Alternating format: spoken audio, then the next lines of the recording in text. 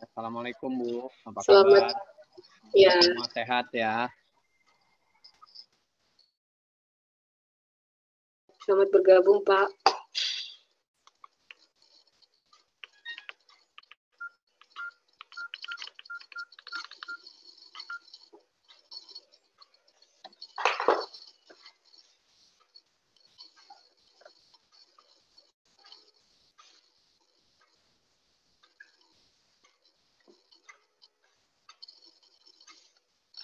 Halo, Assalamualaikum, Dokter.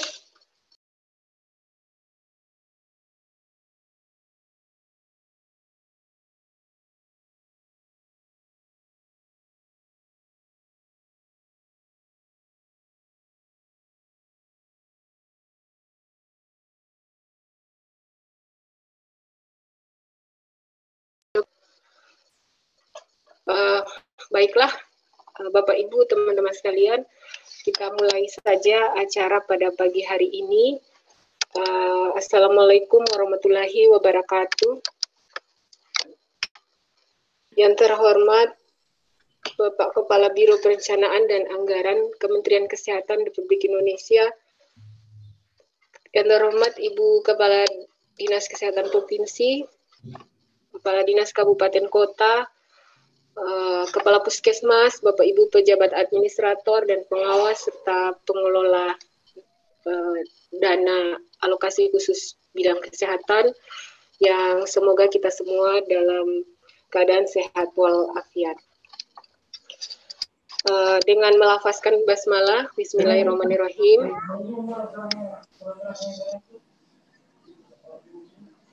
Acara pada pagi hari ini segera kita akan mulai, diawali dengan arahan dari Kepala Dinas Kesehatan Provinsi kepada Dr. Yana Yanti Sulaiman SH, disilakan. Baik, terima kasih Bu Christine. Assalamualaikum warahmatullahi wabarakatuh. Waalaikumsalam warahmatullahi wabarakatuh. Selamat pagi, salam sejahtera untuk kita semua. Yang kami hormati, kami banggakan Pak Bayu selaku Kepala Biro Perencanaan di Kemenkes RI. Salam sehat Pak Bayu, terima kasih banyak atas kesempatan pada pagi hari ini yang tentunya kami memohon maaf karena hari Sabtu Pak, sehingga mungkin mengganggu aktivitas Bapak dengan keluarga, namun sekaligus kami mengucapkan terima kasih, Alhamdulillah Bapak berkenan kemudian untuk hadir bersama-sama dengan kami dalam rangka sosialisasi PMK 12, Peraturan Menteri Kesehatan Nomor 12 Tahun 2021. Yang kami cintai, kami banggakan, Kepala Bidang dan Pejabat Struktural dan semua tim Dikes Provinsi Gorontalo. Yang kami cintai, kami banggakan juga Kepala Dinas Kesehatan Kabupaten Kota se-Provinsi Gorontalo beserta tim masing-masing. Insya Allah kita semua tetap sehat, senantiasa dirahmati, diridhoi oleh Allah Subhanahu wa Ta'ala. Baik, pertama-tama patutlah kita panjatkan puji syukur kehadirat Allah karena hanya dengan izin dan rahmat-Nya lah maka kita dapat bertemu walaupun hanya dalam Zoom yang insya Allah kita semua dapat tercerahkan, dapat informasi yang terupdate, dapat petunjuk arahan walaupun Peraturan Menteri Kesehatan Nomor 12 Tahun 2021 sudah kita pegang di masing-masing.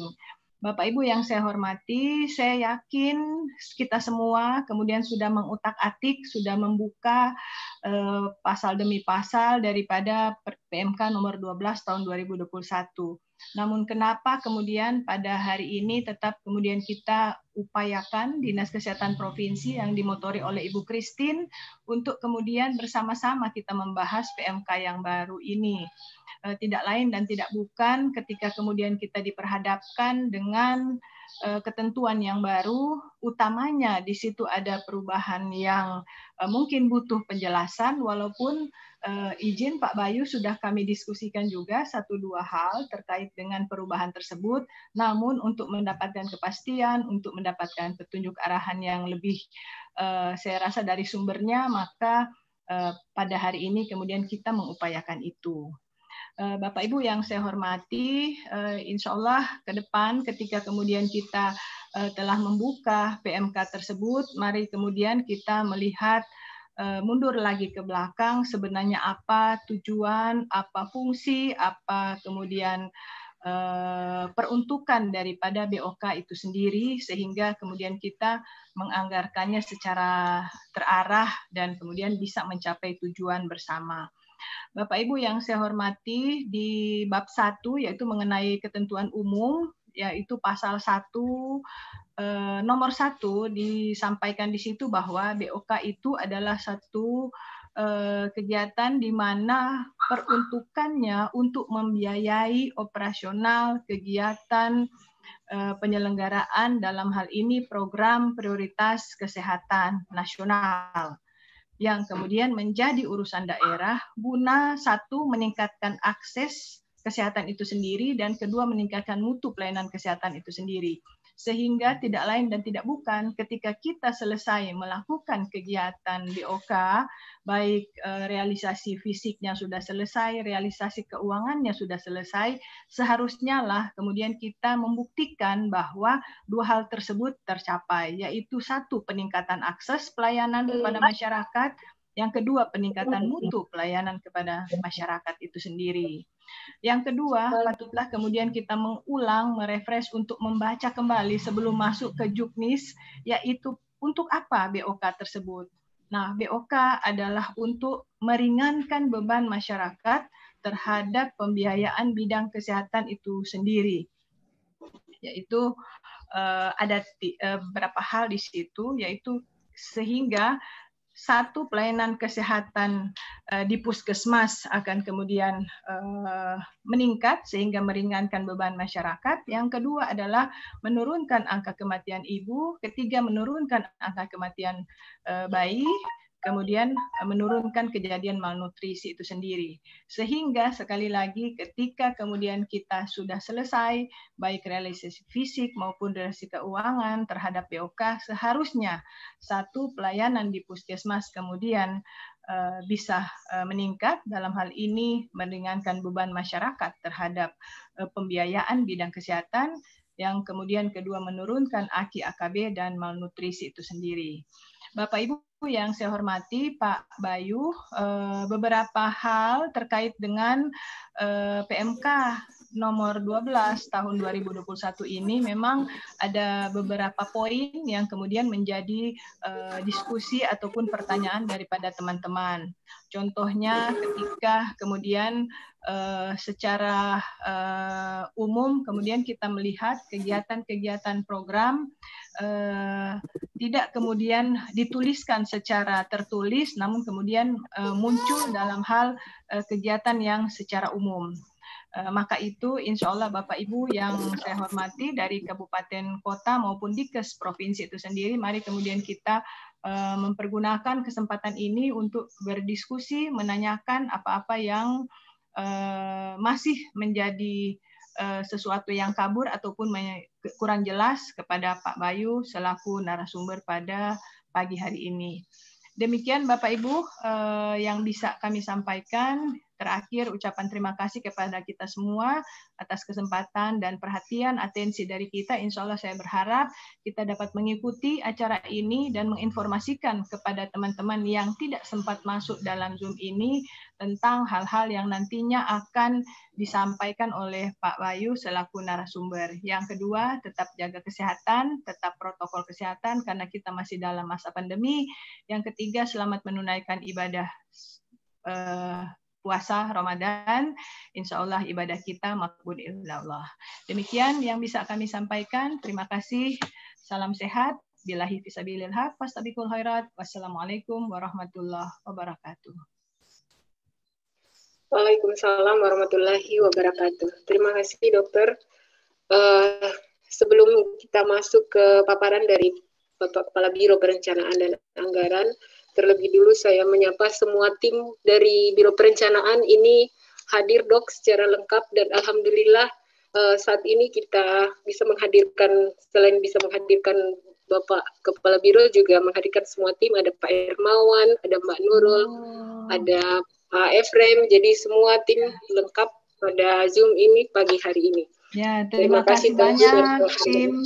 Ya. Terima kasih banyak tim dari Roren. Insya Allah bisa barakallah untuk ilmu-ilmu maupun informasi yang akan disampaikan nanti. Dan untuk teman-teman puskesmas, Dikes maupun Dikes provinsi, silahkan kemudian menjadi perhatian untuk kita semua. Makasih Bu Christine.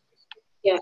Lanjut. Ya, selanjutnya kita masuk pada penyampaian materi tentang Juknis BOK 2021 oleh Bapak Kepala Biro Perencanaan Kementerian Kesehatan RI, yang dengan hormat saya sebut nama beliau Dr. Andus Bayu Teja Mulyawan, APT MFAM NM. Kepada Pak Bayu disilahkan.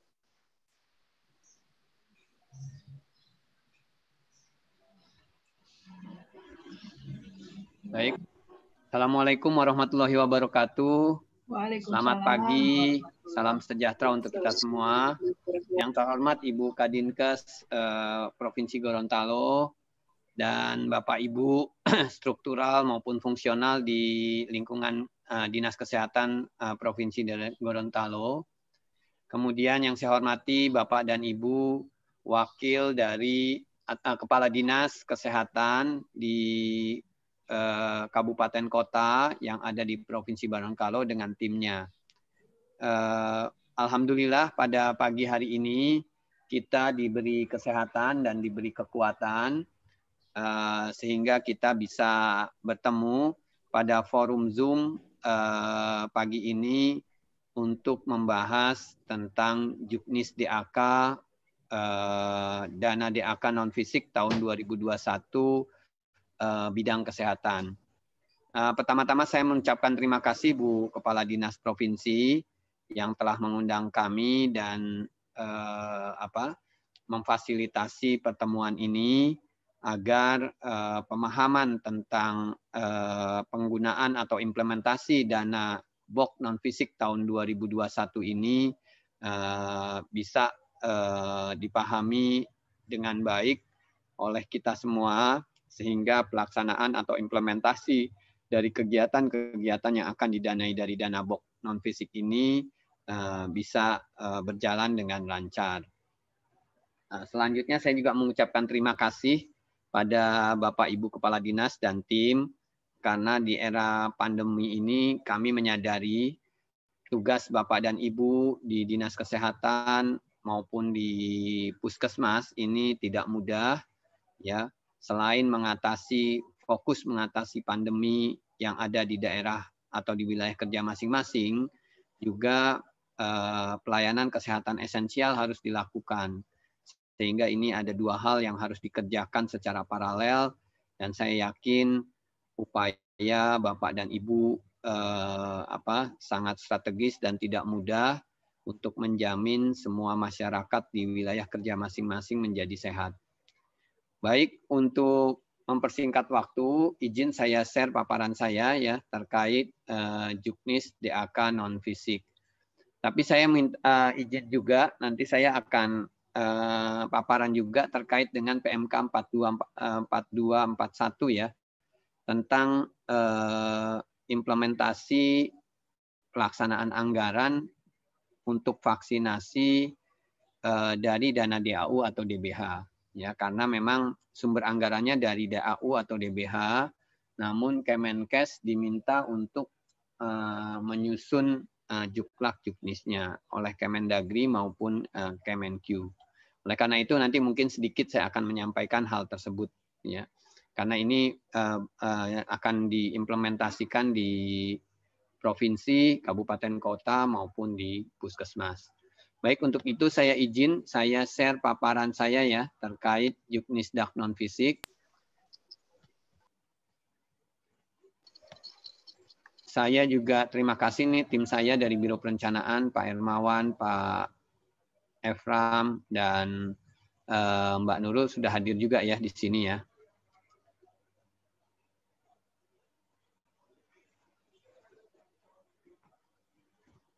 Oke. Baik, kita mulai saja paparan saya terkait hal ini. Tentang Juknis DAK non fisik bidang kesehatan tahun 2021. Nah, ini kebijakan DAK non fisik bidang kesehatan tadi sudah disampaikan oleh Bu Kepala Dinas ya, bahwa DAK ini memang anggaran pusat yang diturunkan ke daerah untuk mencapai prioritas nasional untuk membantu pelaksanaan atau tugas-tugas kesehatan di daerah. Ya. DAK non fisik bidang kesehatan ini ada 9, 1 BOK, bantuan operasional kesehatan di provinsi, di kabupaten dan di puskesmas. Kemudian bantuan operasional kesehatan kefarmasian dan alat kesehatan, ini untuk distribusi obat ya, dan juga untuk logistik obat.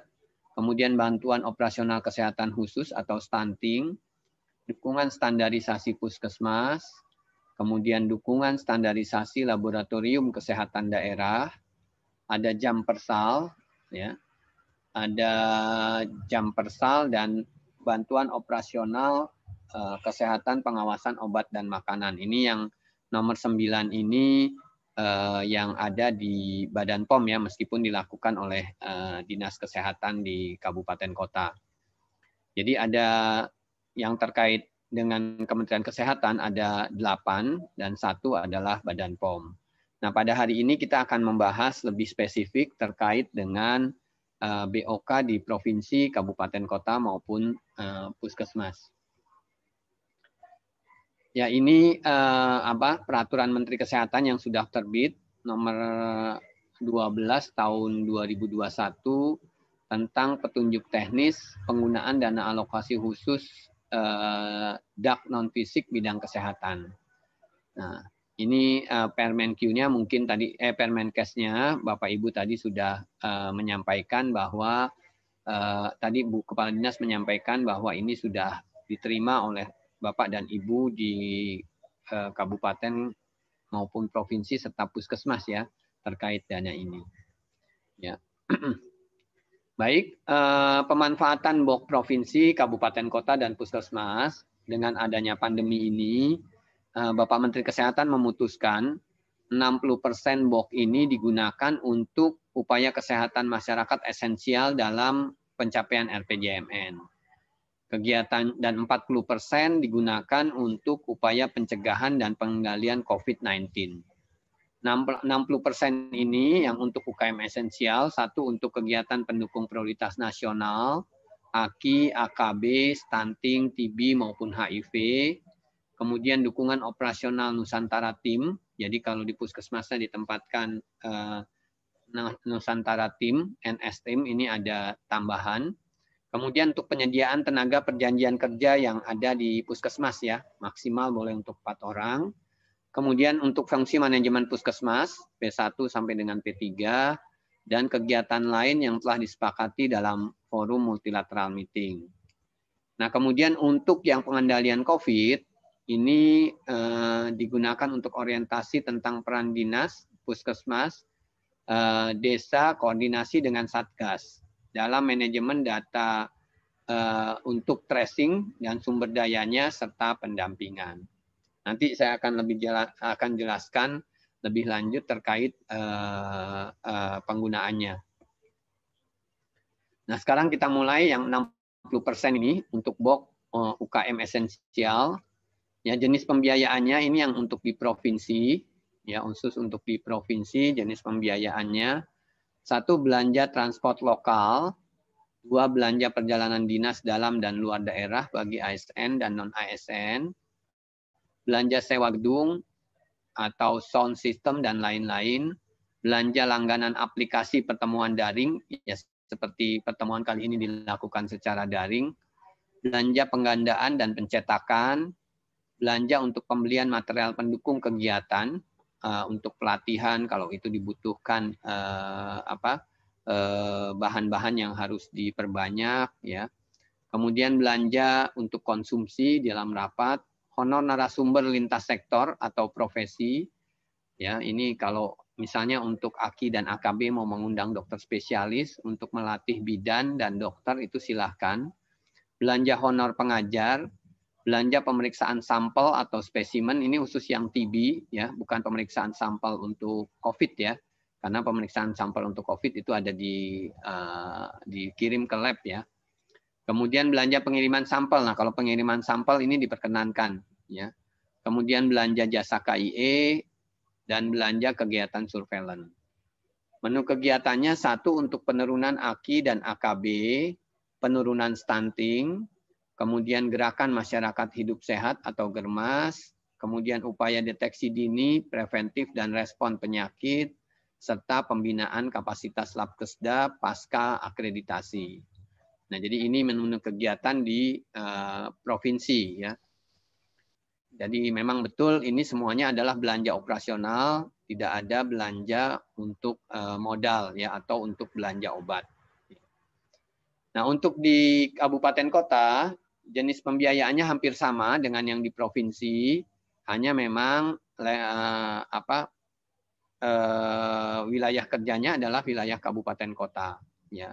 Hanya ada penambahan yaitu belanja kegiatan pengujian atau kalibrasi alat kesehatan di puskesmas ya. Karena alat-alat di puskesmas ini harus dikalibrasi, maka ini bisa digunakan untuk ini. Kemudian belanja jasa program peningkatan mutu pemeriksaan laboratorium kesehatan daerah dan belanja kegiatan surveillance. Ya, jadi surveillance di kabupaten kota bisa menggunakan dana ini. Nah, menu kegiatan tentunya surveillance yang terkait dengan upaya-upaya penyakit di masyarakat ya, baik itu penyakit menular, tidak menular, termasuk juga gizi buruk ya.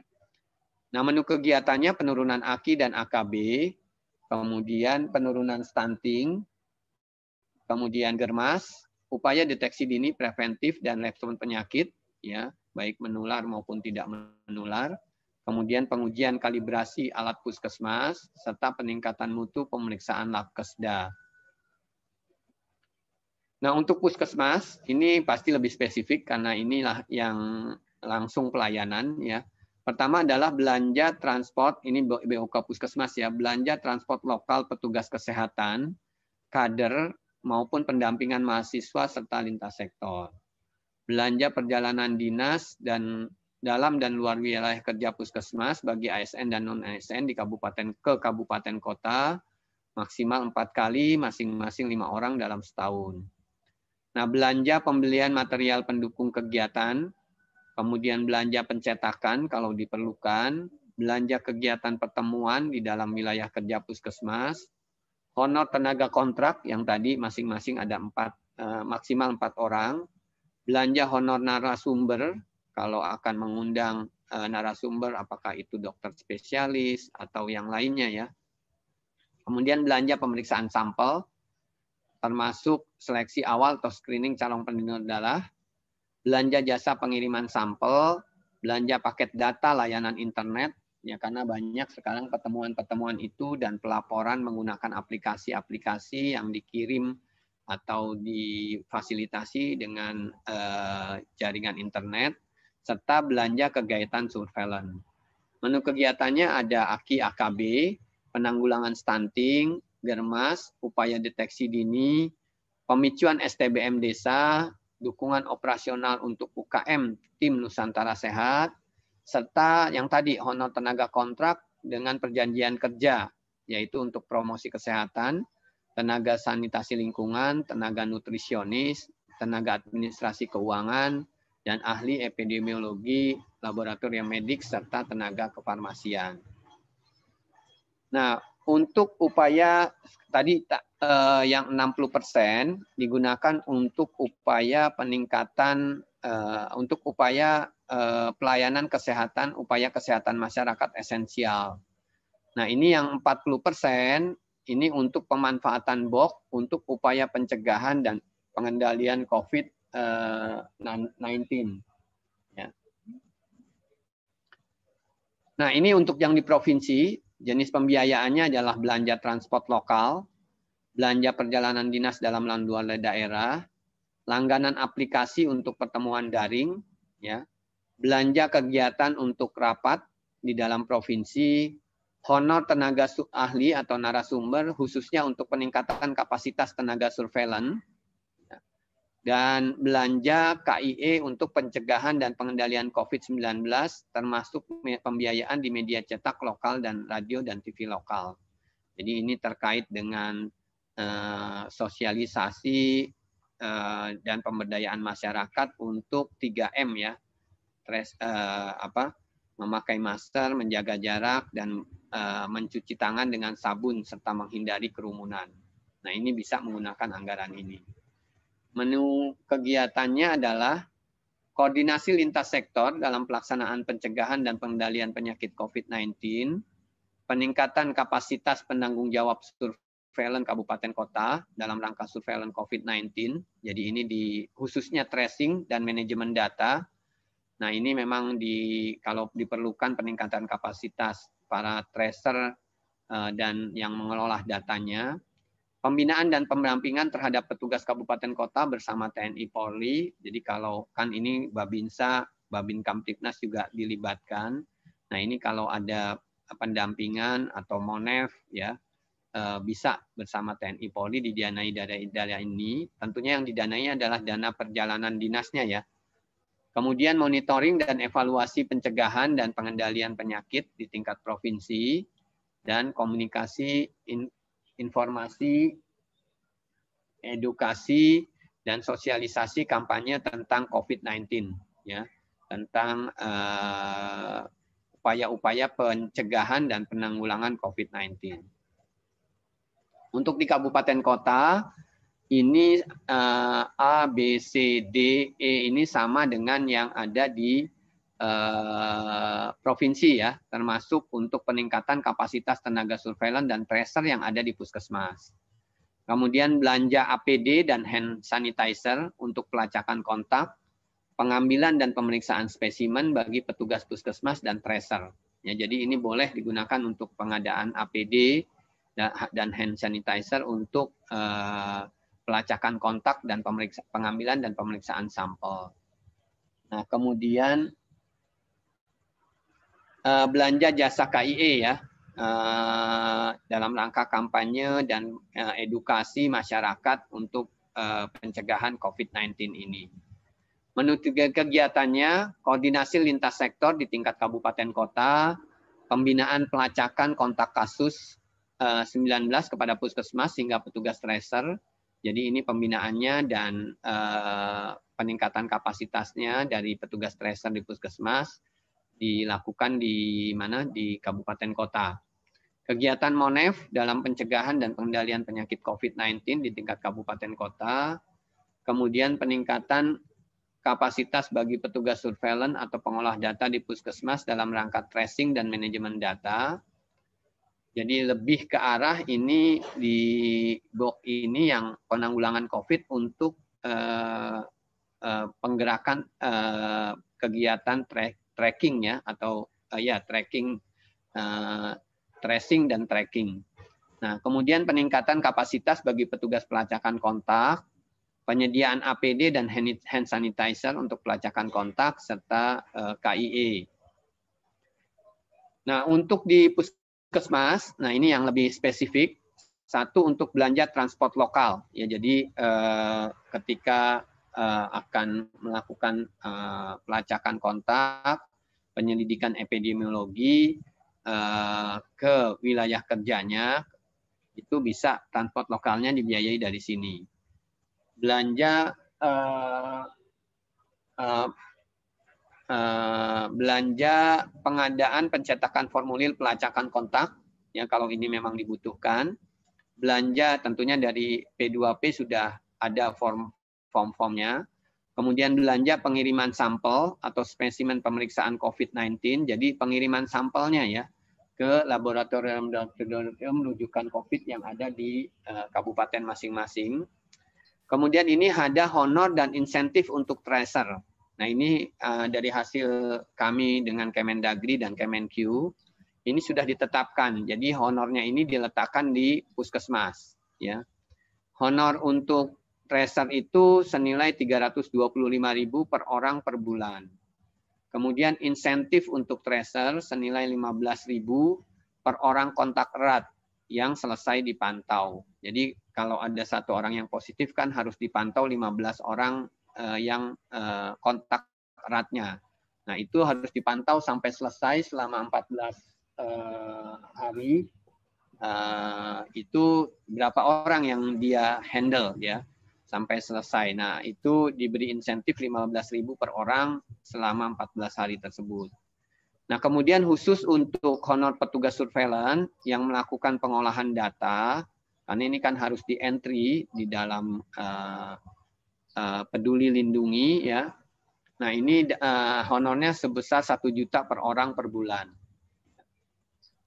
Jadi ini adalah kewenangan kepala puskesmas ya untuk mengatur siapa yang akan menjadi tracer. Suaranya Pak Bayu. Ya. Pak Bayu. Ya.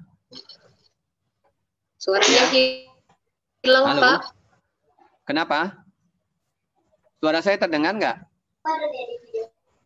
Lancar, Pak.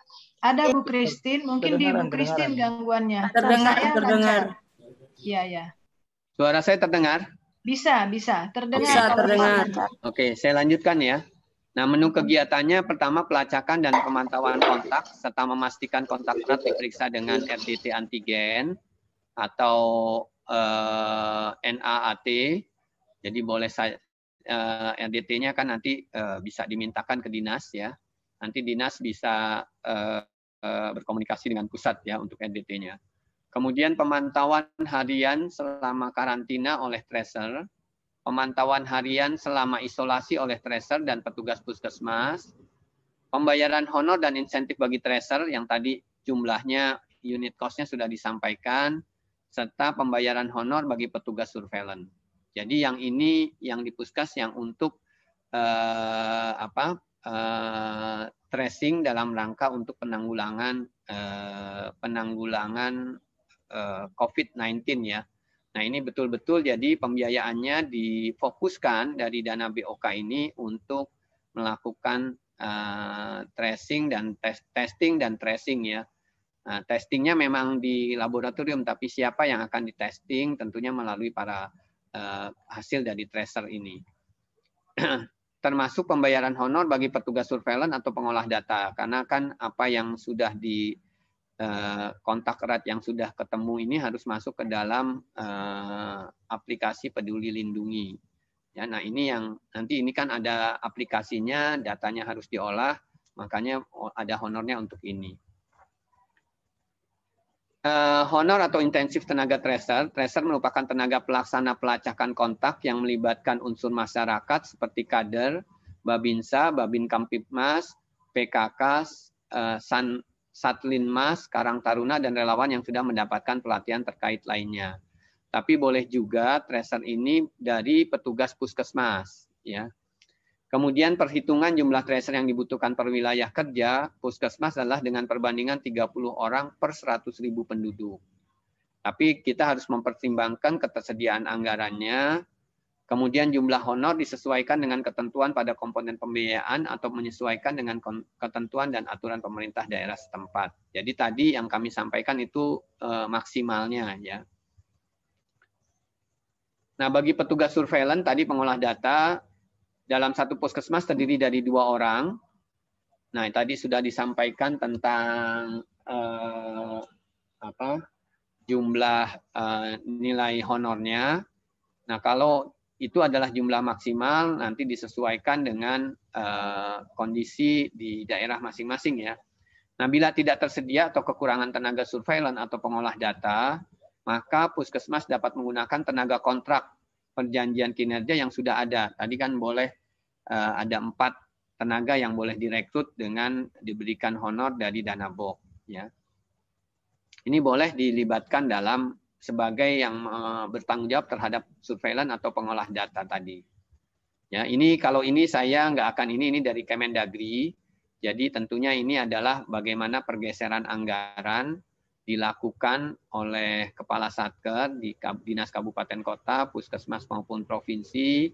Nanti namanya pergeseran anggaran ya, melalui tim TPAD ya, Badan Keuangan Daerah, Bapeda Litbang, dan Inspektorat. Nanti akan melakukan penyesuaian RKADPA-nya, diajukan ke TPAD, dan TPAD melakukan perubahan pilkada tanpa harus menunggu persetujuan dari DPRD dulu, ya. Nanti ini dilaporkan saja persetujuannya.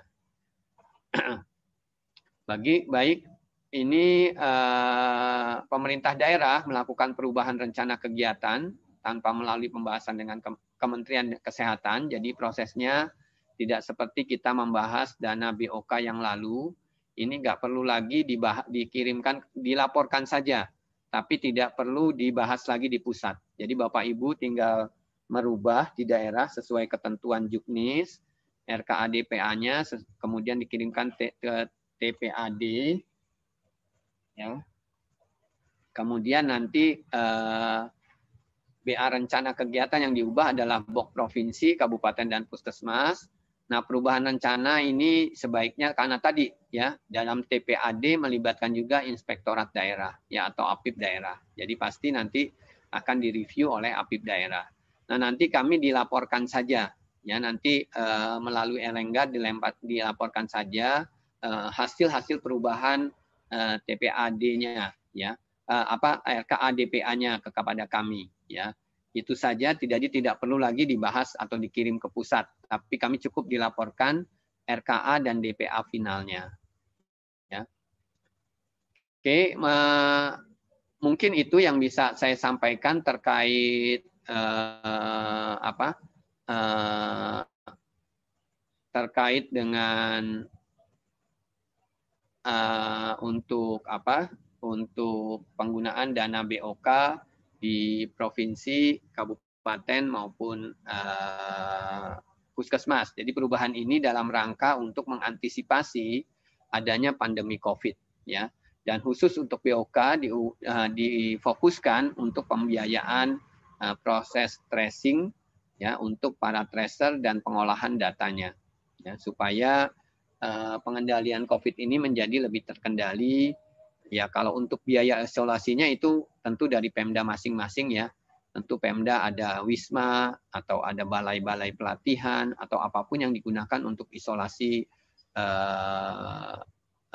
isolasi yang untuk mereka yang terpapar COVID yang tanpa gejala.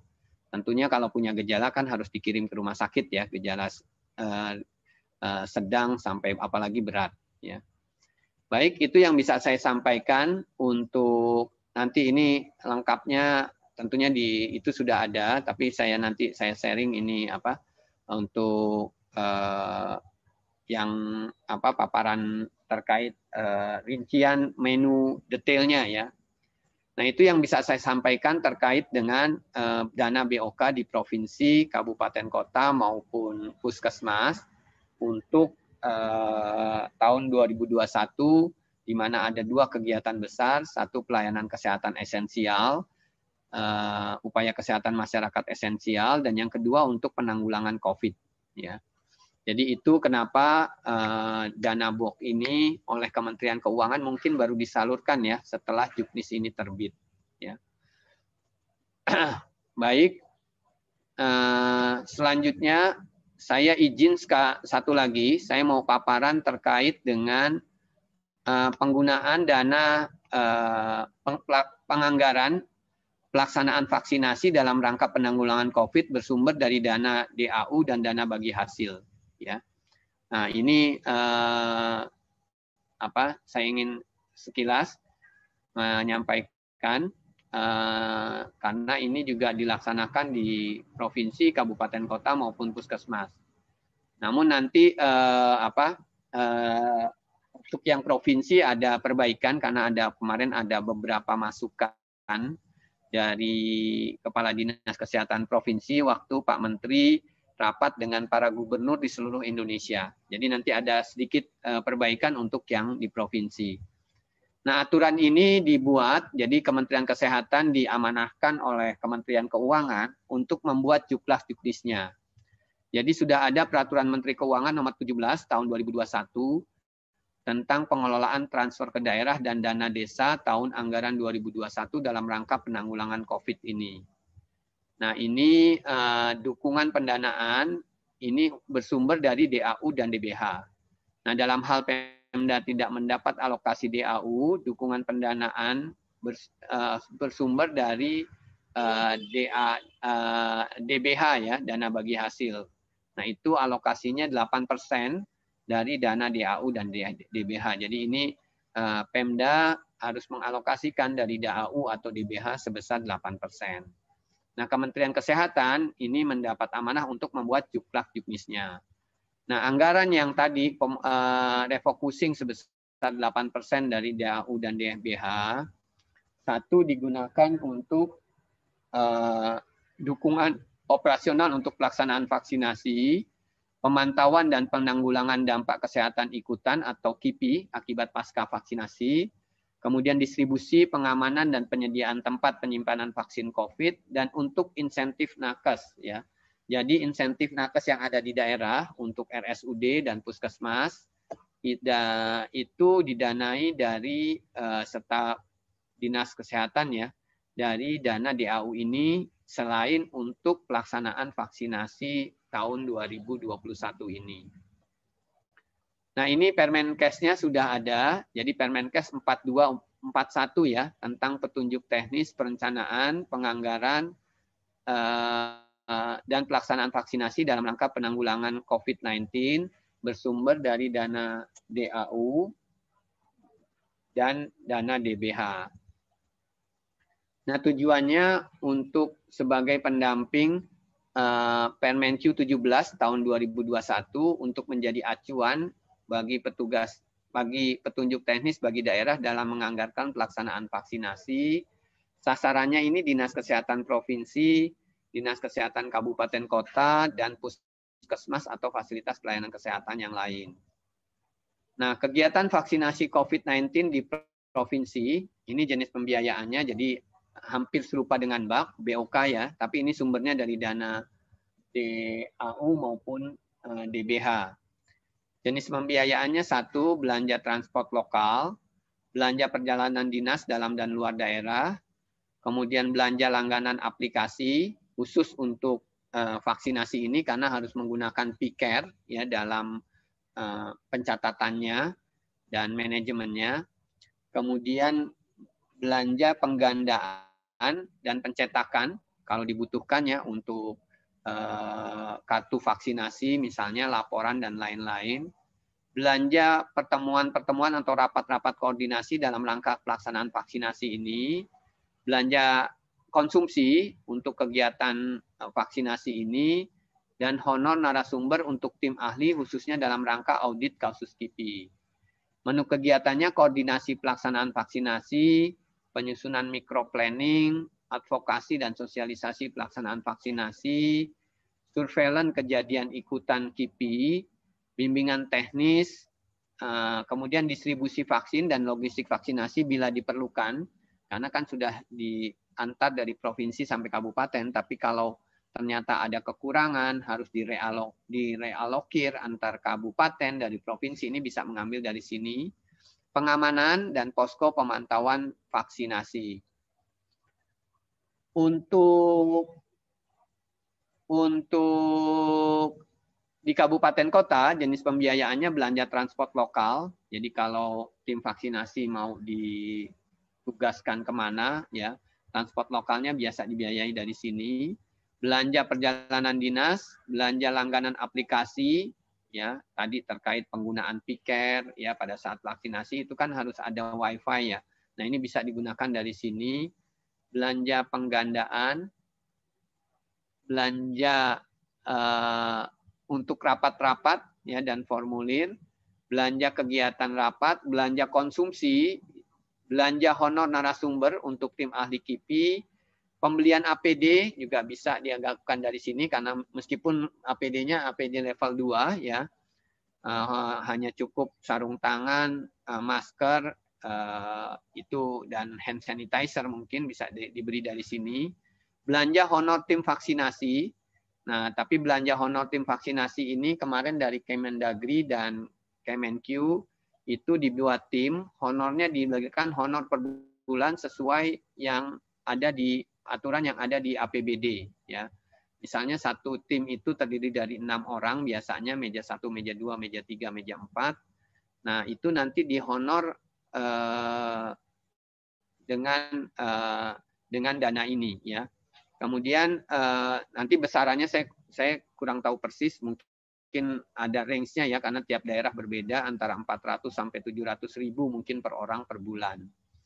Kemudian belanja jasa untuk pengelolaan limbah medis, jadi sekitar 3 juta per tahun ya. Jadi limbah medisnya APD ini kan harus dikelola oleh pihak ketiga atau dibakar di insenerator di rumah sakit tertentu yang ada inseneratornya. Nah, itu bisa digunakan untuk ini.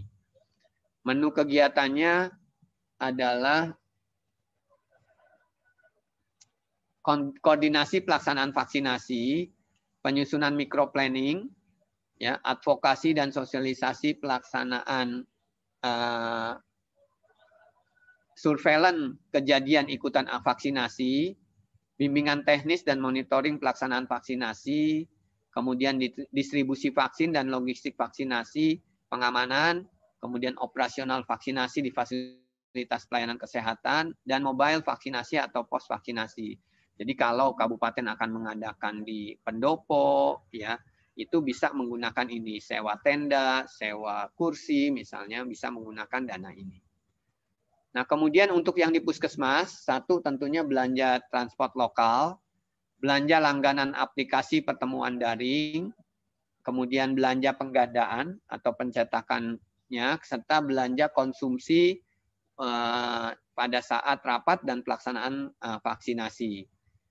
Kemudian kegiatannya di puskesmas tentunya koordinasi pelaksanaan vaksinasi COVID-19, jadi rapat-rapat internal di puskesmas, penyusunan microplanning, advokasi dan sosialisasi untuk vaksinasi ini, misalnya ke para kepala desa, ke camat, gitu ya, ini boleh. Surveillance untuk KIPI dan distribusi vaksin dan logistik vaksin, bila diperlukan misalnya harus mengambil ke kabupaten karena ada kekurangan. Ya. Nah, honornya sendiri ada di Dinas Kesehatan Kabupaten Kota. Jadi honor tim vaksinasi yang ada di puskesmas yang ditunjuk untuk menjadi tim vaksinasi oleh Dinas Kesehatan Kabupaten Kota, honornya ada di Kabupaten Kota. Baik, demikian yang bisa kami sampaikan.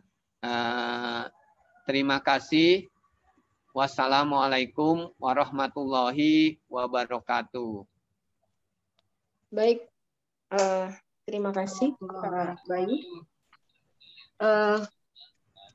Alhamdulillah kita bersyukur, jadi selain kita mendapatkan sosialisasi tentang jenis BOK, juga kita sudah mendapatkan pencerahan terkait petunjuk teknis penggunaan dana DAU dan DBH yang 8%.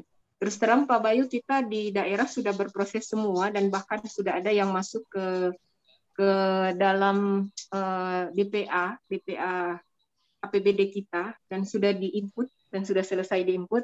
Akan tetapi mungkin dengan keluarnya Juknis ini sudah menjawab pertanyaan dari daerah yang mengatakan apakah dana penggunaan dana DAU dan DBH ini bisa digunakan untuk pembelian PCR mobile.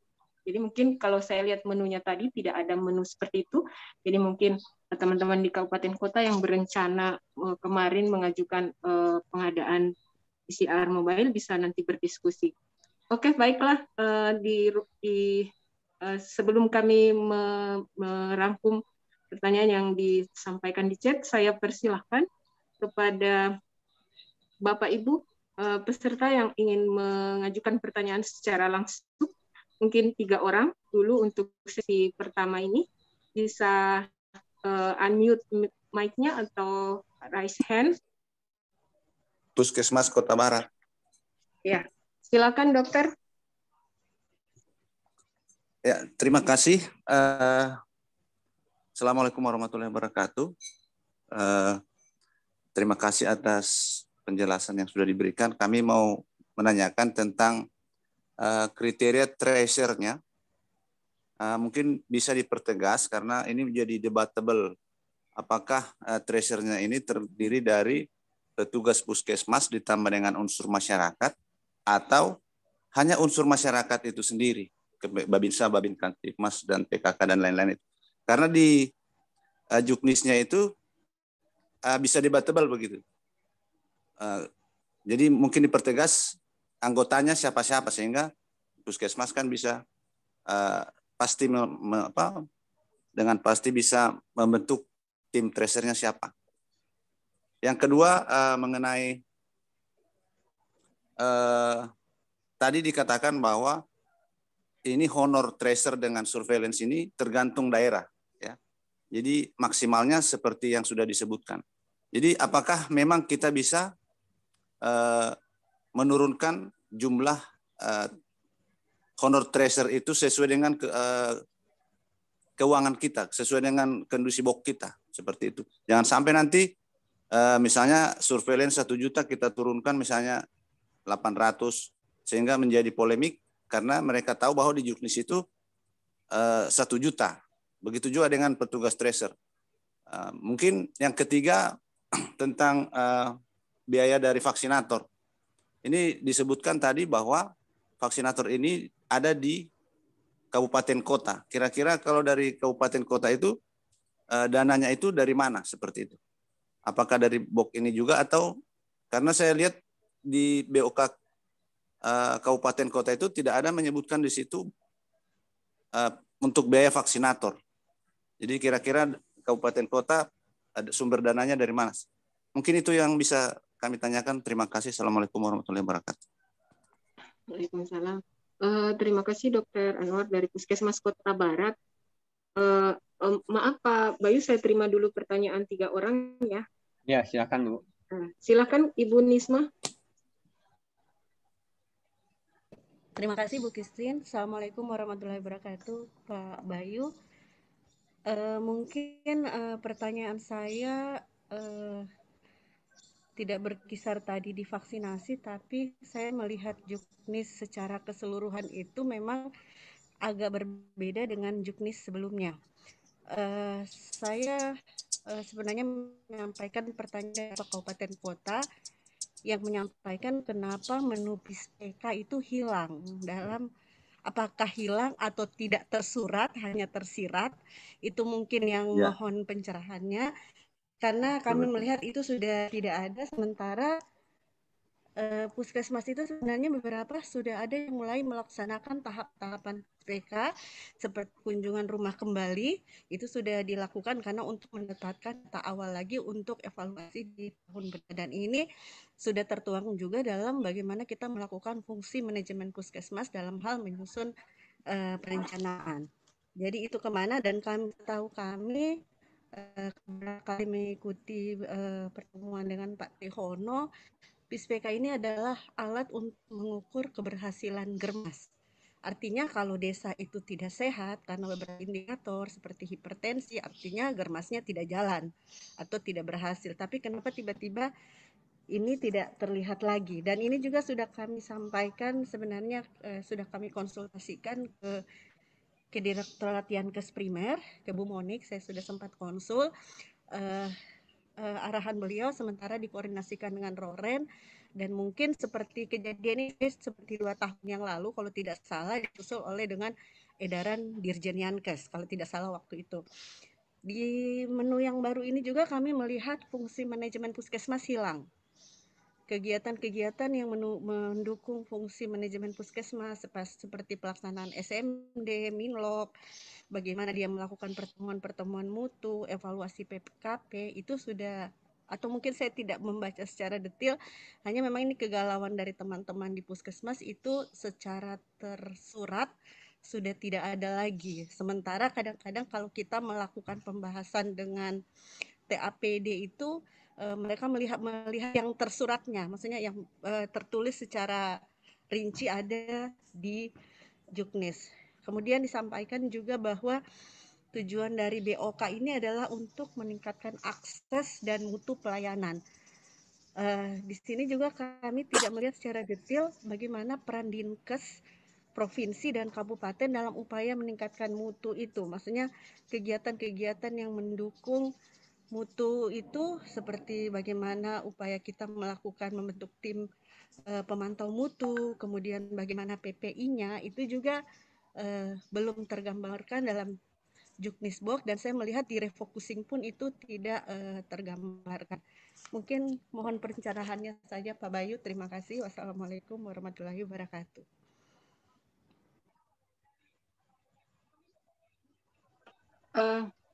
Saya rasa ini Pak Bayu sudah ada 2 orang yang bertanya. Mungkin karena yang lainnya belum ada suaranya ini Pak.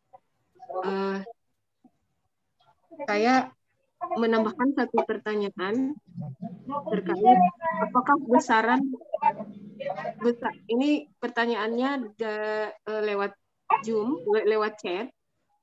Apakah besaran 35% ini 35 sampai 40% merata di seluruh puskesmas. Bagaimana jika puskesmas itu sudah termasuk kategori hijau? Mungkin itu pertanyaan yang ada di room chat yang saya bacakan. Saya persilakan kepada Pak Bayu untuk menjawab pertanyaan pertama sampai yang terakhir. Oke, baik. Kalau itu pertanyaannya ya. Terima kasih pertama pada Dr. Anwar yang tadi yang bertanya tentang PISPK. Satu, untuk yang menjadi petugas tracer itu boleh diambil dari petugas puskesmas dan juga boleh diambil dari unsur masyarakat, yaitu Babinsa, Babin Kamtibmas, atau kader atau PKK ya, dan juga dari petugas puskesmas itu sendiri juga boleh, asal ditunjuk oleh diusulkan oleh kepala puskesmas ke dinas kesehatan ya, karena nanti honornya kan diletakkan di dinas kesehatan. Jadi itu diusulkan oleh puskesmas ya, kemudian dipilih oleh kepala puskesmas, diusulkan ke dinas kabupaten kota agar di SK-kan oleh dinas kesehatan, dan nanti karena honornya adanya di dinas kesehatan kabupaten kota ya. Nah, honornya pun diberikan oleh di dinas kesehatan kap kota ya, bukan oleh puskesmas ya. Nah, kemudian yang kedua terkait dengan terkait dengan besaran honor ya. Besaran honor itu memang tadi disebutkan 375.000 untuk tracer ya. Untuk tracer itu tadi 375 dan ditambahkan 15.000 per satu orang kontak erat. Kemudian untuk pengolah datanya 1 juta. Ya. Nah, memang itu adalah angka maksimal ya. Jadi kalau kita di kementerian di pusat itu selalu honor itu yang disebutkan di standar adalah angka maksimal. Boleh lebih rendah dari itu, tapi harus menjadi ketetapan oleh kepala daerah, ya. Karena harus ditetapkan, jadi seragam nanti semua. Kenapa? Karena sangat tergantung, apalagi yang bersumber dari DAU ya. Nah, sangat tergantung kepada keuangan daerah atau nanti jumlah kasusnya kan tiap daerah berbeda-beda ya. Nah, jumlah puskesmasnya juga berbeda-beda. Meskipun anggaran BOK-nya ya sudah tertentu ya, karena ini kan BOK ya, bukan melalui dari DAU. Ya, jadi itu, tapi kalau mau lebih rendah, jadi tidak lebih tinggi dari ini, itu adalah angka maksimal. Kalau mau lebih rendah silahkan, tapi harus ditetapkan oleh kepala daerah ya. Jadi semuanya seragam gitu ya, tidak berbeda antara satu puskesmas dengan puskesmas yang lain. Nah, kemudian honor vaksinator. Nah, ini tadi ya, kalau tracer kan didanai dari dana BOK. Dana BOK sumbernya dari pemerintah ya. Dalam hal ini sudah ditentukan alokasi besarannya di provinsi maupun di puskesmas, kabupaten kota itu kan sudah ditetapkan oleh pusat ya. Nah, sedangkan untuk honor vaksinator ini sumbernya adalah dana dari DAU ya. Ini sumbernya dana dari DAU. Nah, ini honor ini diletakkan, kalau tadi honor tracker itu karena dari dana BOK itu adanya di puskesmas masing-masing ya. Karena satu puskesmas kan rata-rata 700 juta ya. Nah, untuk honor vaksinator ini sumbernya dari dana DAU. Nah, ini nanti akan dianggarkan di kabupaten kota. Nah, oleh karena itu vaksinator ini yang tadi tracer cukup ditentukan oleh kepala puskesmas ya. Kemudian kepala puskesmas membuat SK, jadi siapa saja yang akan ditunjuk oleh kepala puskesmas untuk menjadi tracer. Dan anggarannya ada di puskesmas masing-masing, jadi dihonor langsung oleh puskesmas ya. Honornya diberikan langsung oleh puskesmas. Tapi untuk vaksinator ini besarannya tadi ya seperti honor tim di daerah ya. Anggarannya ada di Dinas Kesehatan Kabupaten Kota. Vaksinator ini tidak disebutkan di Juknis berapa, tapi ditetapkan oleh kepala daerah masing-masing. Setiap daerah kan misalnya Pokja suka ada kan tim-tim di daerah itu di dalam APBD di aturan Kemendagri ada honor tim itu berapa ya. Nah, jadi anggotanya dihonor per bulan berdasarkan honor tim yang ditetapkan oleh kepala daerah. Ya, nah nanti silahkan kepala daerah menetapkan berapa honor vaksinator per orang per bulan. Nah, yang akan diberikan pada vaksinator dan anggarannya ini bukan di puskesmas adanya, tapi di kabupaten kota. Ya, nah ini dibayarkan nanti di kabupaten kota. Nah, pertanyaan yang kedua. Untuk manajemen kita di Juknis ada P1 dan P2 itu boleh dibiayai. Ya, pertama itu. Nah, yang kedua micro planning seperti itu ada di Juknis kita ada ya. Jadi P1, P2, P3 itu kan manajemen ya, itu bisa dibiayai dari dana BOK. Nah, kenapa PISPK tidak secara konkret disebutkan? Karena tadi ya dibanding yang awal, karena tadi ada kebijakan 40% untuk penanggulangan COVID. Ya. Nah, kita lihat saja bahwa di era pandemi ini hampir semua puskesmas fokus menanggulangi COVID, ya, sehingga kegiatan upaya kesehatan esensialnya agak tertinggal. Kami memang maklum. Nah, oleh karena itu yang dibatasi adalah upaya kesehatan esensialnya. Nah, PISPK ini kan bisa jalan tadi ya, dikaitkan dengan KIA atau pengendalian penyakit ya. Jadi sambil melakukan kegiatan KIA atau pengendalian penyakit ini bisa dilakukan PISPK. Jadi tidak tersendiri, tapi bisa ikut ya. Jadi kalau turun ke lapangan untuk surveillance gizi misalnya atau surveillance ibu hamil, ya petugasnya juga melakukan PISPK sekalian. Ya kira-kira itu. Jadi di tandem ya. Jadi tidak dalam bentuk kegiatan sendiri. Karena apa tadi? Karena tadi untuk penanggulangan COVID kan 40%. Ya jadi kita berupaya melakukan efisiensi di sini. Ya. Nah itu kira-kira. Jadi bukan berarti PSPK itu nggak ada. PISPK kegiatan yang bisa jalan, yang dibiayaikan transport lokalnya. Ya. Ketika transport lokal ini ada ya untuk surveillance gizi atau surveillance ibu hamil atau surveillance penyakit, nah itu sambil bisa mendata PISPK. Nah, nanti pengolahan datanya kan biaya daringnya sudah bisa dibiayai ya. Nah, itu silahkan dari dana BOK ya. Jadi itu yang bisa kami sampaikan. Terima kasih, Bu. Maaf Pak, tadi ada yang bertanya juga yang saya sampaikan. Untuk besaran 35-40% itu apakah merata di semua puskesmas? Karena ada beberapa puskesmas yang status COVID-nya itu sudah hijau, gitu Pak. Apakah mereka harus mengalokasikan 35-40 ini? Ya, itu kan antara 35-40% ya, Bu. Sebaiknya seperti itu, Bu. Ya. Jadi mungkin yang sudah hijau dikuatkan di penyelidikan epidemiologinya dan juga di komunikasi, informasi dan edukasinya supaya tetap hijau gitu, Bu. Ya, karena itu kita sudah tetapkan, Pak. Jadi paling enggak ya tidak 40%, yang daerah hijau jadi 35%. Kira-kira gitu, Bu. Baik Pak, ada satu lagi di chat ini. Apakah dana refocusing yang bersumber DAU dan DBH tadi bisa dimanfaatkan untuk belanja modal? Ada mungkin yang mau beli vaksin karir atau apa itu untuk spesimen, untuk vaksinasi. Apa ini dibolehkan untuk belanja modal? Untuk belanja modal dari, kan yang ada adalah belanja operasional ya, vaksinasi. Tapi kalau mau belanja vaksin carrier yang kecil-kecil boleh, Bu, tapi bukan yang besar ya. Bukan belanja modal yang vaksin carrier yang besar, tapi yang ditenteng yang kecil-kecil itu masih diperbolehkan, Bu.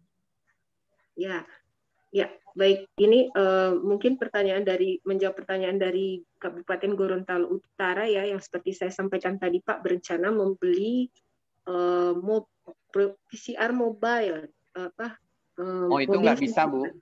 Itu nggak ya, bisa. Jadi, itu belanja modal besar itu. Itu nggak bisa, ya. Bu. Oke, baik. Jadi sudah terjawab ya teman dari Kabupaten Gorontalo Utara. Silakan, masih ada lagi? Mungkin saya mohon untuk 2 sesi, Pak. Silakan langsung unmute mic-nya. Sambil menunggu yang lain, ada satu pertanyaan saya bacakan ini, Pak.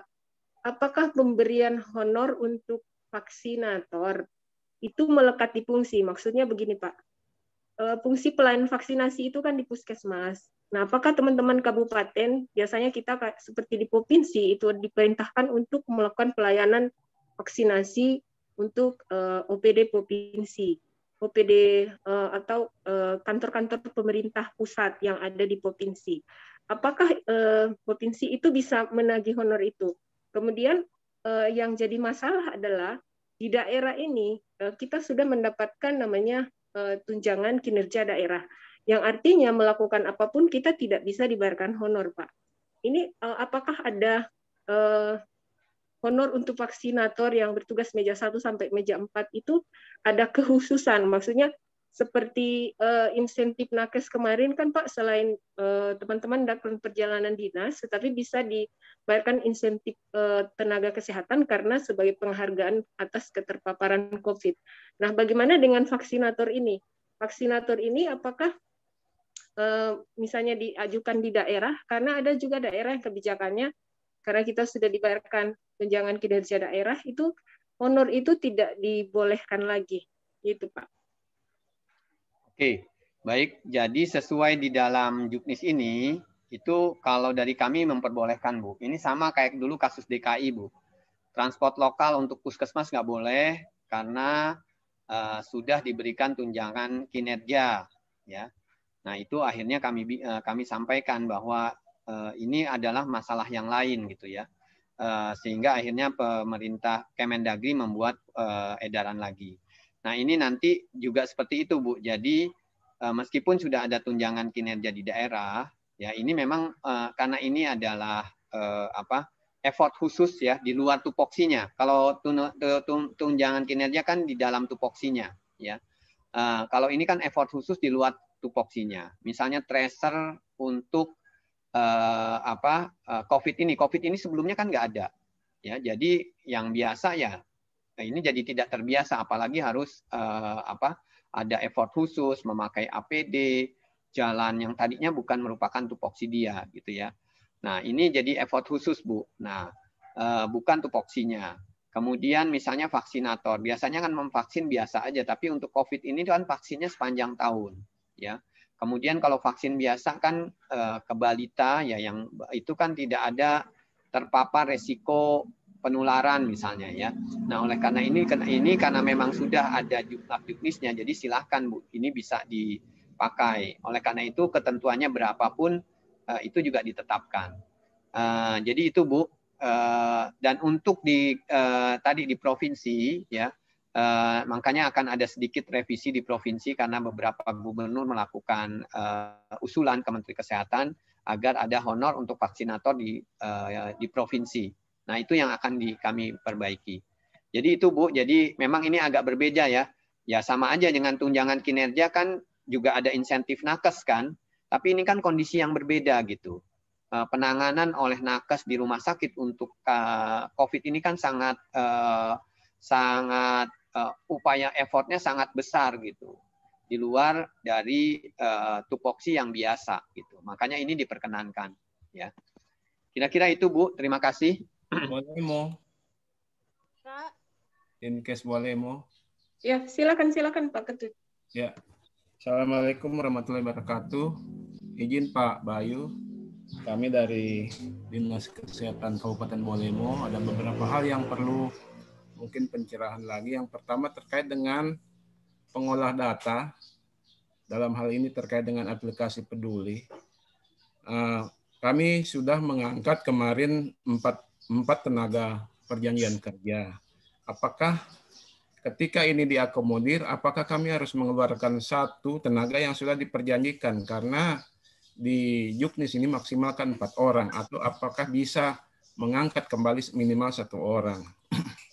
Kemudian yang kedua, terkait dengan tracing, apakah ada targetnya untuk tracing? Karena di tracing ini kan harus ada honornya. Kemudian kira-kira honornya itu kami alokasikan berapa bulan, Pak? Itu yang kedua. Kemudian yang ketiga, melanjutkan apa yang sudah ditanyakan oleh Ibu Nisma terkait dengan PISPK. Kalau kami mencermati Juknis, memang kalau di BOK Puskesmas, itu sudah tersurat di sini bahwa itu akan diintegrasikan dengan kegiatan esensial. Cuman kalau kami melihat di Juknis BOK Kabupaten, itu sepertinya tidak ada, sehingga apakah itu masuk juga diintegrasikan dengan kegiatan esensial? Karena yang jelas kalau PISPK di kabupaten berarti mungkin banyak terkait dengan bagaimana teman-teman kabupaten, pengelola PISPK kabupaten mengundang teman-teman pengelola PISPK puskesmas untuk melakukan koordinasi dan lain sebagainya terkait dengan kegiatan itu. Mungkin 3 itu Pak Bayu yang sementara dapat kami pertanyakan pada kesempatan ini. Terima kasih. Assalamualaikum warahmatullahi wabarakatuh. Baik, terima kasih Pak. Jadi Pak, untuk tenaga sebenarnya dari yang dulu juga tidak berubah, paling banyak hanya boleh 4. Ya, dari yang sebelum revisi, meskipun belum ada Permenkesnya, tapi kita sempat sampaikan draftnya. Setelah revisi, jadi paling banyak memang 4 Pak. Jadi tidak boleh lagi kalau mau didanai dari dana BOK. Tapi kalau mau dari sumber APBD yang lain, silahkan. Ya. Kemudian untuk tracing maupun vaksinator, karena ini per bulan ya, sesuai dengan mereka bekerja, Pak. Ya. Jadi tidak harus 12 bulan ya, atau 8 bulan kalau dihitung dari sekarang ya. Tapi sesuai dengan mereka bekerja, Pak. Jadi kalau sebulan terus dia 2 bulan depannya dia tidak mau jadi tracer, ya nggak perlu didanai lagi, Pak. Ya. Nah itu besarannya itu ya maksimal itu ya, kalau nanti apalagi vaksinator ya ternyata anggaran di daerah itu kurang ya, kepala dinasnya memutuskan ya atas persetujuan bupati berapa nanti ya, karena ini kan dari dana DAU atau DBH itu maksimal ya. Nah betul Pak, PISPK itu terintegrasi dengan kegiatan yang lain. Ya, kalau di puskesmas itu ada Germas, KIA itu ada disebutkan PISPK. Jadi dia betul-betul terintegrasi dengan yang tadi saya sebutkan dengan kegiatan yang lain. Misalnya ketika melatih tenaga gizi, yaitu nanti di yang dilakukan di kabupaten ya, penguatan kapasitas tenaga gizi misalnya, itu bisa disampaikan juga terkait PISPK. Jadi headingnya itu harus heading yang tadi ya, kegiatan UKM esensial ya, karena PISPK ini kan cara ya atau metode ya, nah itu bisa terintegrasi dengan kegiatan-kegiatan yang lain. Mungkin itu Bu, terima kasih. Ya. Ibu Christine dari Puskesmas Kota Timur. Silakan. Terima kasih. Assalamualaikum warahmatullahi wabarakatuh. Waalaikumsalam. Mohon izin Pak Bayu. Yang pertama yang ingin saya tanyakan adalah terkait dengan SK tracer dari Puskesmas. Apakah Puskesmas mengeluarkan SK tracer itu dalam jangka waktu 1 tahun atau setiap bulan bisa berubah? Tergantung dari yang akan dilakukan pemantauan. Kemudian yang berikut, demikian juga dengan SK vaksinator. Apakah setiap bulan Puskesmas itu mengusulkan ke Dinas Kesehatan untuk penetapan SK-nya atau selama selang 1 tahun? Kemudian yang ketiga, vaksinator ini kan biasanya di Puskesmas itu juga kami melakukan mobile. Jadi di samping ada pelayanan vaksinasi di Puskesmas, juga ada pelayanan vaksinasi mobile. Jadi kurang lebih ada 2 tim yang diberikan tugas oleh Puskesmas melakukan vaksinasi. Apakah yang melakukan vaksinasi mobile ini di samping mereka mendapatkan honor dari Dinas Kesehatan Kabupaten Kota, juga bisa Puskesmas membayarkan transport lokal melalui BOK. Demikian juga dengan yang petugas tracer, apabila mereka sudah mendapatkan honor, apakah masih bisa mungkin mereka pada saat melakukan pemantauan ataupun tracking kontak itu dibayarkan transport lokalnya? Mungkin itu dari kami. Terima kasih. Assalamualaikum warahmatullahi wabarakatuh. Baik, terima kasih Bu Christine. Jadi kalau untuk tracer ya kan kondisi daerah juga beda-beda ya, tingkat kasus juga mungkin dalam 3 bulan bisa berubah. Yang tadinya kalau tingkat kasusnya tinggi tentu tracernya mungkin diperlukan banyak. Tapi kalau tingkat kasusnya sudah rendah atau tadi ada daerah yang hijau, mungkin jumlahnya bisa dikurangi ya, dari kuning menjadi hijau atau dari merah menjadi kuning gitu ya. Jadi kalau menurut saya ditetapkan saja tiap bulan oleh Puskesmas, Bu. Kalau bulan depannya nggak berubah ya masih tetap diperlukan sejumlah itu, orangnya juga nggak berubah, silahkan. Apalagi kan ini ada dari unsur Babinsa dan ada unsur masyarakat ya. Mungkin sudah sebulan dia dipindah tugaskan, ya SK-nya harus berubah. Mungkin kalau tracer lebih baik per bulan, ketika bulan depan nggak berubah ya sudah, itu dilanjutkan saja gitu. Karena kan sangat tergantung kasus dan sangat tergantung mobilisasi, termasuk terutama yang dari masyarakat, Bu. Ya. Nah, kalau mungkin lebih enak, lebih fleksibel per bulan ya.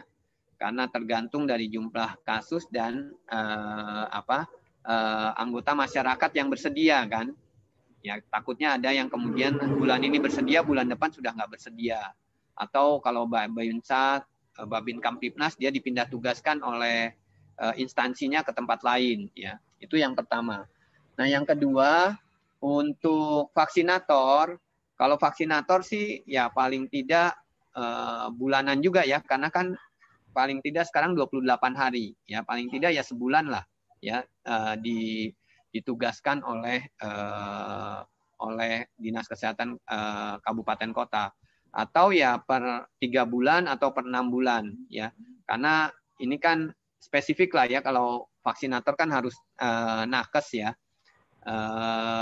dan ya mungkin tim administrasi bisa bukan nakes ya.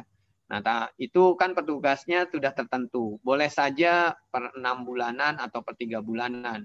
Kalau tetap ya diperpanjang. Kalau enggak ya dirubah. Ya itu soal dinasnya. Nah, siapapun boleh diberikan transport lokal, Bu, asal tidak duplikasi. Misalnya Puskesmas ngasih, Kabupaten Kota juga ngasih. Nah, itu jangan sampai seperti itu. Itu aja yang dihindari, Bu. Ya, jadi mau dia tugas sebagai vaksinator, atau dia nanti kemudian ketika tidak vaksinator, kan vaksinasi mungkin hanya 1-3 hari lah. Setelah itu dia ditugaskan untuk tracer misalnya. Ya, silahkan aja, Karena petugas puskesmas kan terbatas ya. Nah, hak dia untuk mendapatkan ini bisa ya, dapat asal yang penting tidak duplikasi dalam hal yang sama. Misalnya untuk vaksinasi hari Minggu ini ya, dia diberi dari puskesmas, diberi juga dari Dinkes. Nah, itu yang jangan sampai terjadi ya. Nah, untuk honor kalau ada vaksinasi mobile kan tetap tenaganya itu saja sebenarnya kan, tenaga dari Vaskes ya. Nah, itu ya dalam honor bulanan tersebut saja termasuknya di situ. Jadi tidak khusus sendiri lagi diberi honor gitu. Makanya kenapa honornya kan pasti dari puskesmas lagi atau dari rumah sakit atau dari UPT yang lain ya. Nah, jadi honornya itu saja. Demikian Bu Christine, terima kasih. Mungkin Pak tadi apakah bisa dibayarkan transfer dia kalau turun mobile? Oh boleh, transport lokal sih boleh Bu. Boleh, kalau transport lokal boleh. Ya. Oh, ya. Baik, mungkin satu pertanyaan lagi ya, karena sudah 10:30. Saya ada hal yang lain, silahkan. Satu lagi Pak, mungkin ya. dari saya untuk penutup pertanyaannya. Ini ada pertanyaan dari teman-teman, apakah bisa honor atau insentif ini dibayarkan berdasarkan kasus saja, karena mengingat mungkin Dok tidak jumlah alokasinya berbeda-beda setiap puskesmas. Kemudian jika puskesmas, kalau menurut saya tracer itu harus setiap bulan Dok atau hanya per bulan, karena misalnya tracer itu kalau untuk penemuan apakah nanti ada kasus atau untuk kewaspadaan dini tidak perlu atau gimana? Ya, tadi sudah, baik saya jawab ya. Tadi sudah ditetapkan honornya per bulan. Ya, jadi per bulan nggak berdasarkan kasus. Tapi yang untuk tracer kan yang insentifnya yang 15.000 itu. Kalau dia hanya ketemu 5 orang ya 15 kali 5. Tapi kalau dia ketemu 10 ya 15 kali 10. Tapi honor bulanannya sudah ditetapkan kan tadi 375. Nanti kalau kasusnya langsung turun atau nggak ada kasus ya berhenti semua tracer gitu ya. Bulan depannya nggak ada lagi, nggak apa-apa. Jadi makanya SK-nya per bulan saja gitu. Itu Bu.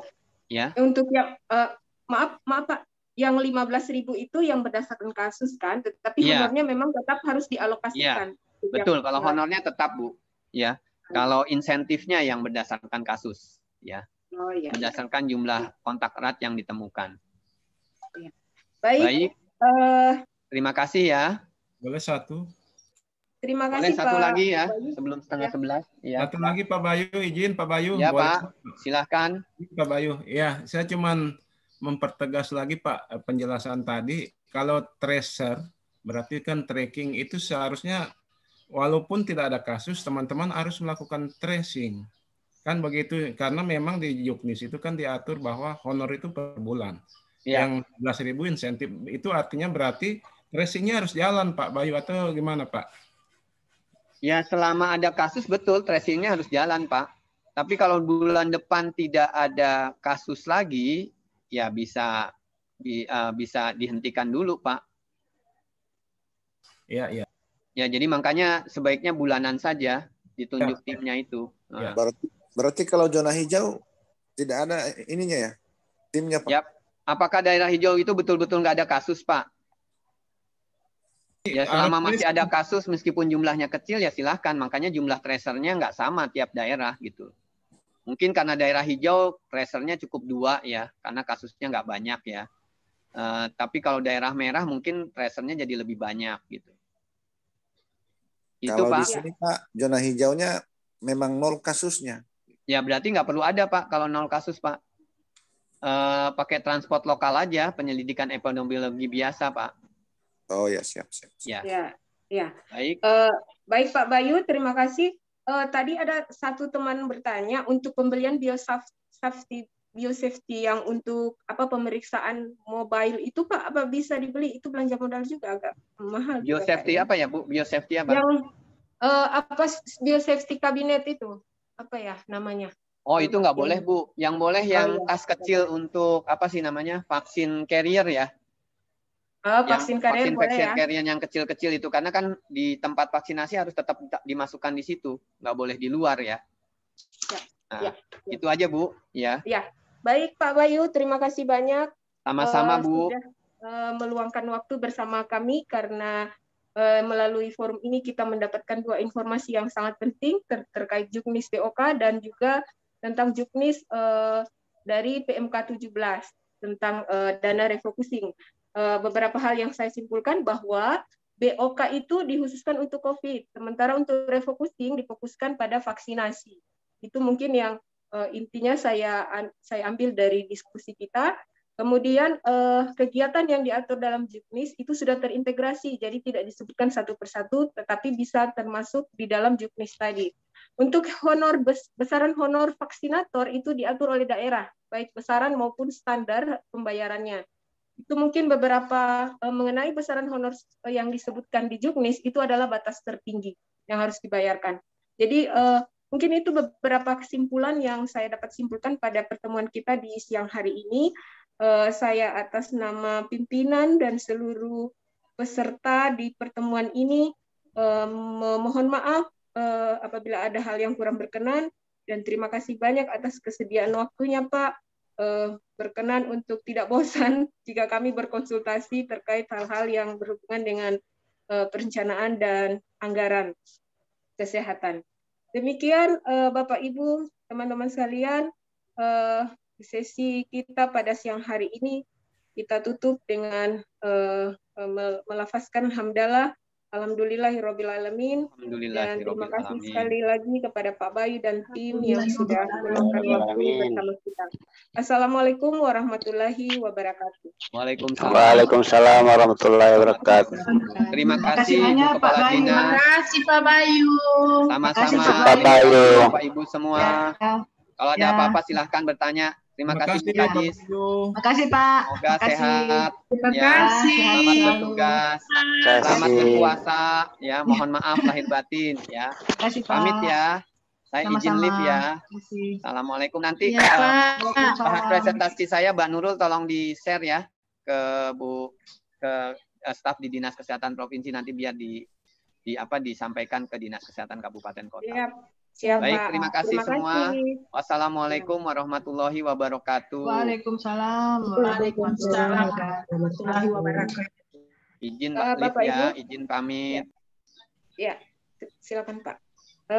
Ya, Bapak Ibu, teman-teman sekalian, dengan berakhirnya paparan tadi, maka berakhir sudah sesi Zoom kita pada siang hari ini. Di Zoom masih stay Ibu Kepala Dinas, bisa memberikan kata-kata penutup, Dok? Ya sudah, tadi kan sudah ditutup, cuman poin-poin yang Pak Bayu sampaikan tadi termasuk dengan jawaban pertanyaan dari Pak Bayu, mohon kemudian Ibu Christine dokumentasikan, kemudian disebarkan kembali di grup perencanaan. Prinsipnya kalau saya melihat tadi, kita kemudian tidak usah bingung, cuma yang pasti apa yang dikerjakan itu kemudian yang kita tindak lanjuti dengan anggaran.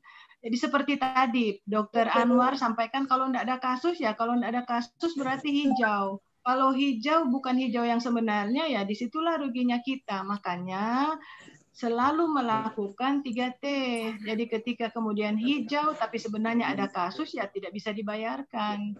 Maka itu saya yakin jawabannya adalah banyak di rumah sakit pasien dari kabupaten kota. Tapi ketika saya melihat gambar ataupun warna, di situ hijau dan kuning. Maka itu marilah kita kemudian lebih mencakup cakupan 1/1000 itu. Kalau 1/1000 berarti dalam 1 bulan kita harus mencapai 4.000 lebih, bahkan optimalnya 5.000 spesimen per bulan. Dan itu tidak tercapai. Ketika itu tidak tercapai, pastilah warna-warna yang akan ditimbulkan di peta epidemiologis adalah bukan warna yang sebenarnya. Mungkin itu yang saya bisa tekankan nanti terkait dengan anggaran. Jangan sampai kemudian kita diaudit oleh BPK, kita temuannya di situ. Ya, mungkin hanya itu teman-teman. Marilah kita bersatu untuk kemudian mengobjektifkan apa yang kita kerjakan dan merealisasikan melalui anggaran DAK dan BOK supaya kita semua aman. Makasih semuanya. Ya, makasih Dok. Mungkin pertanyaan Dr. Anwar tadi itu ada juga menanyakan bahwa honor vaksinator ini sumbernya dari mana? Mungkin sekalian jawab bahwa sumbernya dari dana refocusing, Dok. mungkin belum terinformasi, karena memang terus terang Dok, untuk penggunaan dana refocusing ini saya di provinsi itu benar-benar miss dengan teman-teman di kota, belum mendapatkan informasi yang yang seperti yang kabupaten lain, karena kabupaten yang lain ikut rapat koordinasi waktu itu. Iya, seperti yang tadi Pak Bayu sampaikan tentang 4241 itu, tentang DAU maupun dana bagi hasil untuk 8%, seharusnya kabupaten kota sudah siap dengan itu. Alhamdulillah kalau saya memantau, kabupatennya sudah semua, tinggal kota. Jadi pertemuan hari ini insya Allah kita buatkan rekomendasi atau kita simpulkan di beberapa poin, kemudian kita edarkan lewat WhatsApp ke teman-teman kabupaten kota untuk menyampaikan atau penguatan ke masing-masing kepala dinas untuk kemudian direalisasikan. Mungkin hanya itu Bu Christine. Mudah-mudahan kabupaten yang lain yang sudah menganggarkan segera kemudian melaksanakan itu. Saya yakin anggaran ini sangat bermanfaat. Sangat bermanfaat. Khusus tadi mungkin yang kita harus bahas lagi di tingkat kabupaten kota masing-masing adalah insentif untuk nakes itu sendiri. Karena saat ini kan kemarin sudah dimintakan data untuk menginformasikan berapa sisa BOK. Nah, BOK yang ada di Provinsi Gorontalo kan 1, sekian miliar. 1, sekian miliar itu ada di kota sekian, kabupaten sekian, itu yang segera direalisasikan untuk pembayaran insentif nakes. Supaya pusat kemudian melakukan feedback terkait dengan misalnya BOK yang sudah 0. Nah, ketika BOK-nya 0 itu yang mungkin akan disampaikan ataupun di seperti apa nantinya, apakah tetap APBN atau di APBD lagi. Seperti itu. Memang Bapak Ibu situasi sekarang ini lagi sulit. Jangankan kita di pusat juga mungkin lagi mempertimbangkan seperti apa. Sampai sekarang pun kalau terkait dengan dak fisik atau alkes dan lain-lain itu belum tayang itunya alkesnya. Jadi kemudian kita bertanya apakah memang ini bisa dilaksanakan atau tidak, terkait waktunya juga sudah mepet. Mungkin sebenarnya itu juga tadi yang akan saya tanyakan, cuma semuanya campur Bu Christine. Jadi insya Allah lain waktu. Karena kami juga di rumah sakit, karena saya masih di rumah sakit, bingung juga mau laksanakan bagaimana kalau alkesnya belum tayang. Ketika mau tidak sesuai dengan e-katalog, salah lagi. Seperti itu. Jadi masih banyak persoalan, tapi saya yakin kita tetap harus terus bekerja sambil menunggu ketentuan yang berlaku. Demikian Bu Christine. Ya, baik Dok. Mungkin pertemuan kita siang ini kita tutup saja. Nanti diskusi akan berlanjut di grup terkait pelaksanaan dana refocusing.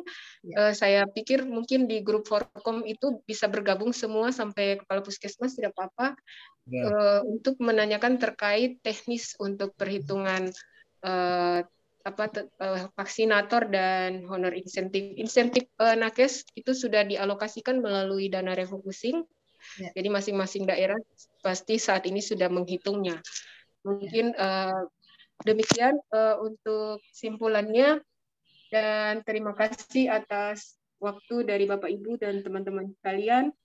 Kita berharap masih bisa dipertemukan di lain kesempatan, di lain momen yang akan membahas hal-hal. Ibu Christine, titipan saya Bu Christine, mungkin kemarin di grup dengan Menkes itu kemudian mencuat permasalahan kabupaten kota kemudian tidak melakukan 3T karena beberapa pimpinan daerah bahkan Forkopimda kemudian melarang untuk melakukan tracing lagi supaya warnanya tetap hijau atau kuning gitu.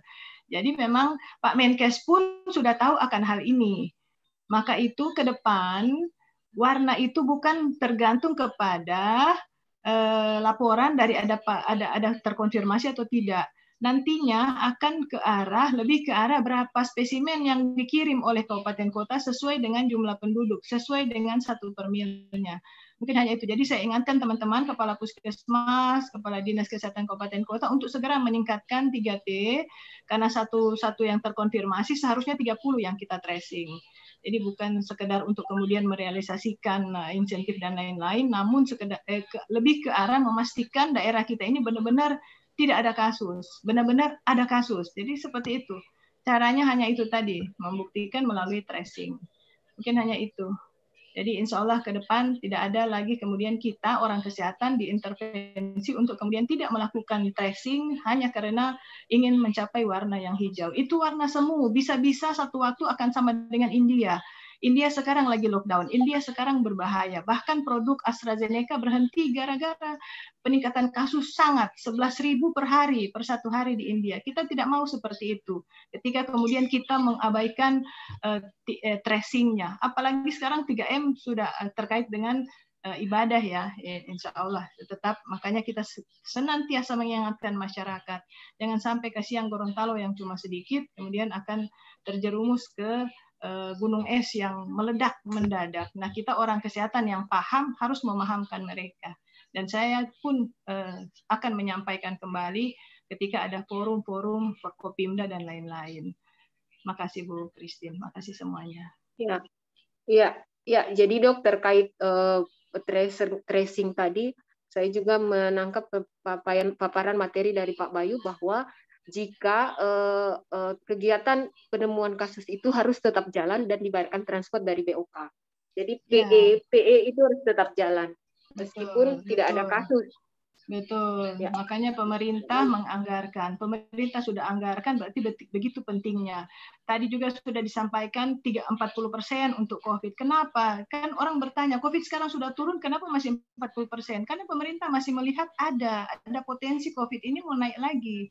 Gitu. Bagaimana kalau COVID naik lagi begini-begini terus orang punya hidup. Jadi kita orang kesehatan yang paham harus merubah itu orang punya pola pikir hanya sekedar di warna hijau kuning itu.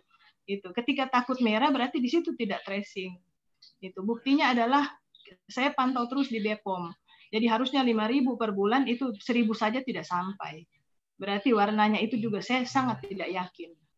Oke, terima kasih. Jadi kita tetap di target yang ditetapkan oleh WHO ya Dok, dan BOK sudah menyiapkan biaya untuk transport dalam rangka penemuan kasus, penemuan PE tadi. Ini ada Dok, ini ada dari Puskesmas, ada angkat tangan. Ini mungkin silakan Pak Kadir, sebenarnya semua tutup, ada yang angkat tangan satu aja Dok, boleh? Silakan. Pak Tamrin Kadir dari Puskesmas Pangi, silakan Pak. Mungkin salah pencet raise hand. Oke, berarti tidak ada Bu Christine. Selamat beristirahat semuanya, sehat-sehat, baku-baku KCI-nya, baku-baku mendukung, baku-baku sayang ya. Semoga kita insan kesehatan selalu dalam lindungannya. Kita paling berat dalam pandemi COVID ini ya. Selamat beribadah puasa. Demikian. Terima kasih Dok. Ya, terima kasih semua.